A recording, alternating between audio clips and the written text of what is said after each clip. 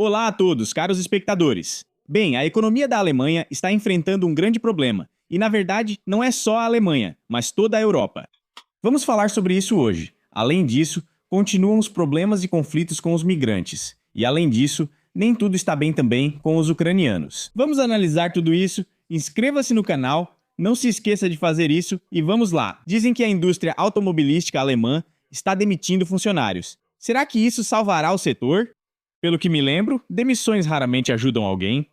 Se ajudaram, não conheço casos assim. Sob pressão dos concorrentes chineses, os fabricantes de automóveis alemães são obrigados a reduzir o quadro de funcionários para diminuir os custos de produção. O que espera as empresas num futuro próximo? Perguntam os jornalistas, mas é óbvio que nada de bom. A locomotiva do progresso econômico na União Europeia está desacelerando gradualmente, se não estiver indo para o lado oposto, mas na melhor das hipóteses, está parada. Então, mais o quê? Para que perguntar? Já está tudo ruim. A Volkswagen planeja o maior corte de sua história. A empresa pretende fechar 4 fábricas na Alemanha e cortar até 100 mil postos de trabalho. Mas voltando à pergunta sobre o que nos espera em um futuro próximo, é óbvio, tudo está ruim. Os sindicatos, o Estado Federal da Baixa Saxônia, que possui 20%, pode vetar a diretoria do grupo e, além disso, já se falou em cortar 50 mil empregos, vagas de trabalho, mas vamos ver. A Volkswagen é conhecida por ter uma quantidade enorme de funcionários, 630 mil pessoas no mundo todo, e se contar a China, são 680 mil. Ela controla mais etapas da produção sozinha que as concorrentes. Por isso, se de repente tudo isso for reduzido, a Alemanha vai começar a ter grandes problemas, já que esses são contribuintes bem significativos. A Audi também pretende fazer cortes, mas não de 100 mil, e sim de 7.500 até o final de 2019. Aqui a situação está um pouco melhor, afinal, são 7.500 e ainda restam 2 anos. Ou até 2 anos e meio, então isso ainda é mais ou menos aceitável. Na Audi descartaram demissões forçadas. Aparentemente a situação ainda está razoável na empresa. E declararam que, no geral, vão reduzir o número de administradores. Além disso, o setor de pesquisa e desenvolvimento também será reduzido. A aposentadoria antecipada está sendo considerada como opção. No entanto, a fábrica da Audi foi incluída na lista de empresas que podem ser fechadas em 2030 no estado de Baden-Württemberg. Isso vai afetar cerca de 15 mil trabalhadores. Bem, aqui é preciso entender que uma coisa é a empresa dizer por aí que está tudo bem, que vai ajudar todo mundo, e outra coisa é a dura realidade. A Porsche também está reduzindo o quadro de funcionários. Eles informam que as novas medidas vão afetar a principal unidade de produção da empresa, no distrito de Zuffenhausen, em Stuttgart, e no Centro de Pesquisa e Desenvolvimento em Weissach. A localização não importa. O relevante é que a Porsche também não vai bem. A empresa anunciou um programa de reestruturação, cortando 1.900 postos de trabalho, o que, claro, é muito melhor do que 100 mil, mas corte é corte. 3 subsidiárias com cerca de 500 funcionários estão sendo fechadas. Mas nem sei o que fazem, talvez fabriquem chocolates, pois tem poucos funcionários. Talvez eles pintem alguma coisa bonita por lá. A BMW lançou um novo carro elétrico parecido com os elétricos chineses, ao que parece. E depois fica surpresa porque o nosso carro, que custa o preço de uma asa de Boeing e não oferece mais do que esses BYD. Como é mesmo BYD? Enfim, essa empresa, como é que ela se chama? Por que ninguém compra esse tal BMW? Bom, porque é caro e as pessoas agora não têm dinheiro. A resposta é simples. A BMW declarou que os cortes afetarão primeiramente as fábricas na Alemanha. E tudo isso será feito por meio da rotatividade natural de funcionários e de um programa de desligamento voluntário. A BMW era considerada a mais resistente à concorrência da China. Mas, no geral, suas vendas estão caindo tanto na China quanto na Europa. O resultado do fechamento de algumas divisões, além do aumento dos preços da energia, nos dizem que há outros problemas também. Tarifas, por exemplo, impostas pelo presidente Donald Trump nos Estados Unidos, a pompa da paz, em geral, melhora assim a vida de cada funcionário. Não só dos fabricantes de automóveis, mas provavelmente de cada pessoa em qualquer país do mundo. Melhoria, como vimos, como alguns pediam. Trump, venha por ordem. Bem, no final, temos o que temos. A Mercedes também está reduzindo o quadro de funcionários, eles também estão enfrentando grandes problemas. e já foi aprovada uma redução de despesas de 5 bilhões de euros até 2027. No entanto, a empresa descartou a possibilidade de demissões forçadas, o que já é bom para as pessoas. Até março deste ano, cerca de 2.500 funcionários dos serviços administrativos, dos departamentos de pesquisa e desenvolvimento e de TI aceitaram pacotes de compensação e se demitiram. Na verdade, na Europa, os pacotes de compensação não são pequenos. Uma conhecida minha, muitos anos atrás, em uma empresa de TI, recebeu 300 mil euros e, bom, se demitiu. Por quê? É isso aí. Só que, na verdade, depois ela conseguiu gastar todo esse dinheiro de alguma forma, sem investir em nada. Mas isso já é uma questão, provavelmente, não para a empresa, mas mais para essa minha conhecida. Escrevam nos comentários como vocês administram bem seus recursos nesses tempos difíceis. Acho que vai ser interessante para todos lerem.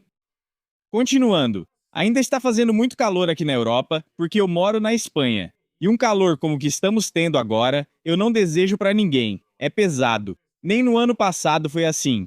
A cada ano fica cada vez mais quente. Consequentemente, os corpos d'água estão ficando rasos. E como os reservatórios estão secando, não só a navegação diminui, mas também as usinas nucleares são desligadas. Por quê? Porque elas dependem do resfriamento de seus reatores. E o fluido de refrigeração precisa ser resfriado em algum lugar. E como os corpos d'água estão ficando rasos e mais quentes, novamente, aqueles que são usados para resfriar o fluido de refrigeração, nada de bom acontece. Dizem que a Hungria está desligando sua única usina nuclear devido ao baixo nível do Danúbio, que está assim agora.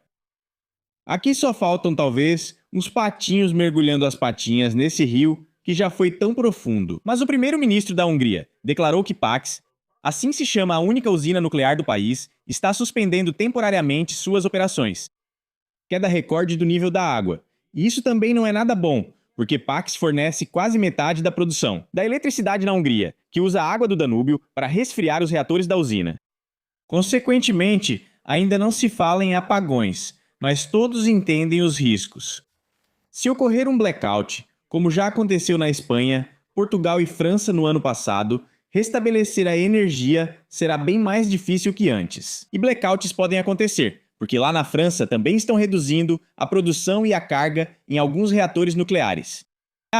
Queria dizer na Alemanha. A Alemanha, com as próprias mãos, desmontou uma das maiores usinas nucleares do seu país e de toda a Europa. Fazer como esse tal de Protagenos Portagenos Emerts faz no seu país, coloca tanta ordem que depois, só falta passar um rolo compressor e asfaltar tudo porque não sobra nada de bom. O que mais dizem? O governo de Madeira elaborou um plano de emergência que prevê a limitação do consumo nas indústrias do país. Isso, novamente, diz respeito à Hungria. Mas em outros países é mais ou menos a mesma coisa. As águas de diferentes reservatórios estão ficando rasas. O nível está baixando, quero dizer. E, consequentemente, é preciso, com a produção, não exatamente pausar, mas reduzir, mesmo assim, os volumes. Quanto mais quente, pior. Se não houver chuvas, pior ainda. Quando essas chuvas virão, ainda não dá para saber. No futuro próximo, a previsão do tempo não mostra nada, então só resta esperar e ter esperança. Relatem o que estão fazendo nesse calor, como se protegem e o que acham da produção. Esse resfriamento pode ter afetado vocês pessoalmente. O próximo tema, o baixo nível do Danúbio, também prejudicou Romênia e Sérvia. A situação lá também é ruim. Em algumas regiões, o nível da água bateu recordes históricos de mínima. Isso causou a paralisação da navegação e problemas na energia. Onde quer que olhemos, só vemos dificuldades. Nada de bom aqui, ali ou acolá. Agora sobre os migrantes. Há dois grupos. Migrantes da Ucrânia e migrantes de outros países, especialmente na Espanha, há muitos agora. Eu já fiz uma reportagem sobre isso. O link vai estar aqui, se eu não esquecer. E também, junte-se ao meu canal no Telegram. Aponte a câmera do seu celular ou tablet para esse código QR e você vai direto para lá. Ou então, vai ter uma descrição aqui. Na descrição do vídeo, há um link direto para o canal do Telegram. Entre lá e veja todas as notícias mais interessantes, sem precisar procurar em outro lugar. Depois a Tchequia deixou de proteger ucranianos em idade de recrutamento.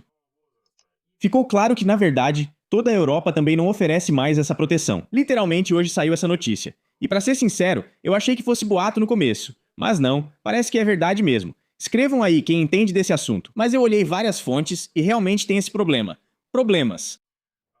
Aqui estão falando sobre isso, e novamente vou mostrar meu chat do Telegram, que homens em idade de recrutamento, sem comprovação da situação militar pelo Reserve Plus, não poderão mais receber proteção temporária. Para aqueles que já receberam a proteção vigente, a exigência não se aplica. E toda a Europa já escreveu que é tipo isso. Acabou. Eu não sei o quanto isso é verdade para todos os países, realmente. Novamente, escrevam nos comentários. Depois vamos fazer um vídeo separado sobre tudo isso. Porque se realmente acabou, ou seja, se pararam de conceder proteção temporária, então os homens que estão tentando sair agora estão tentando de todas as formas possíveis sair da Ucrânia para a Romênia, para a Polônia, ou seja, eles podem simplesmente ser barrados na fronteira e enviados de volta para a amada pátria para cumprir o serviço militar. Aqueles que mandam nunca passaram por isso.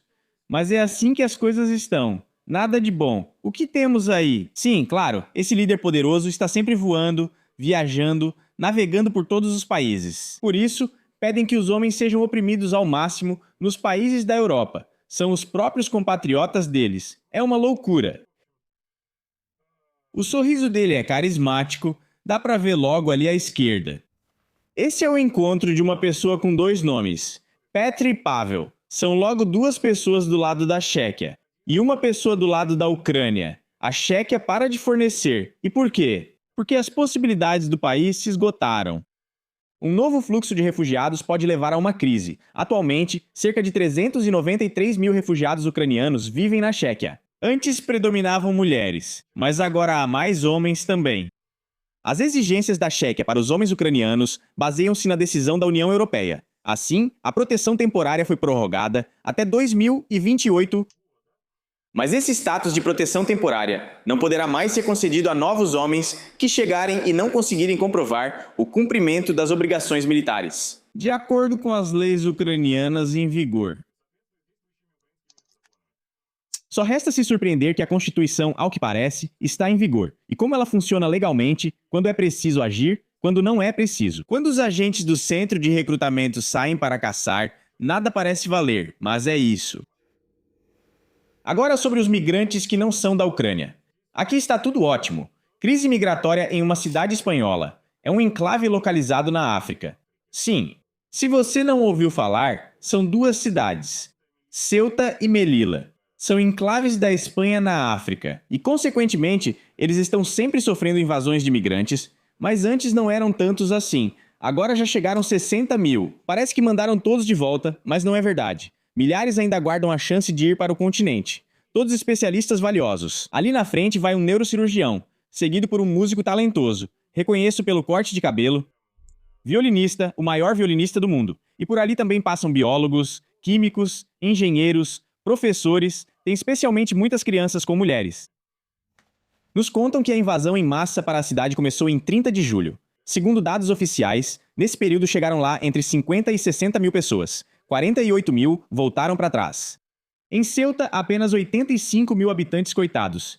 E, bem, imagine se todos esses personagens lotaram a cidade. Lá falam sobre os mortos. Olhem só. Vejam que especialistas valiosíssimos simplesmente chegaram em Ceuta para se oferecer e tentar se estabelecer no mercado de trabalho. Ou seja, como dizem, sem esforço não se pesca nem um peixinho do lago. Por isso, os migrantes, consequentemente, vieram para trabalhar duro. Lá estão eles correndo para ocupar os postos de trabalho.